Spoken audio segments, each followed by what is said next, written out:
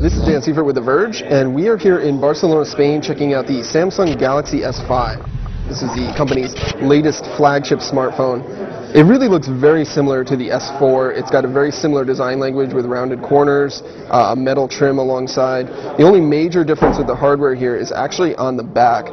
The back features a new soft touch finish with a dimpled pattern. It really feels a lot nicer than Samsung's older glossy finishes. It feels very similar to the Note 3 without the leather look. But otherwise it feels pretty much just like the Galaxy S4 in your hand. Hardware-wise, it's a little bit different. It's got a 5.1-inch display. They got a capacitive button for multitasking here and a new fingerprint scanning home button on the front there. On the back, it's got a 16-megapixel camera, an LED flash, and a new heart rate sensor that uses your fingertip to measure your heart rate.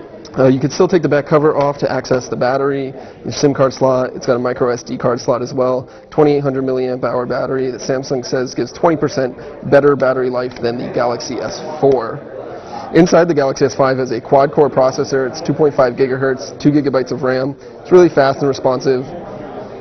From our brief tests, there's really no lag that we can particularly see. The interface here is definitely very familiar to Samsung users. There are some slight differences. If you swipe over from the home screen, you can access the My Magazine feature, which was available with a swipe up in the Note 3. But otherwise, it's a pretty standard home screen. The settings menu looks a little different. The tabs are gone for a more icon-based approach, and it is running Android 4.4.2.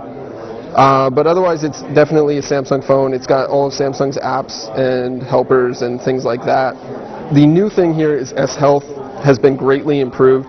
In addition to the heart rate sensor on the back, it's got a new exercise coach and pedometer, things like that, and it has the ability to be expanded with third-party apps that can tap into an SDK that Samsung will be releasing soon. The heart rate sensor uses the sensor on the back here, and you just place your fingertip on it, and then it will give you a reading for your heart rate in about 5 to 10 seconds. You can see my heart rate there.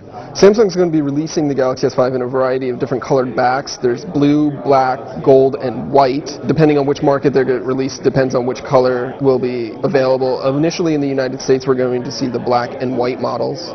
Samsung doesn't have a pricing announced for the Galaxy S5, but it says that we should expect it to see it on shelves in April.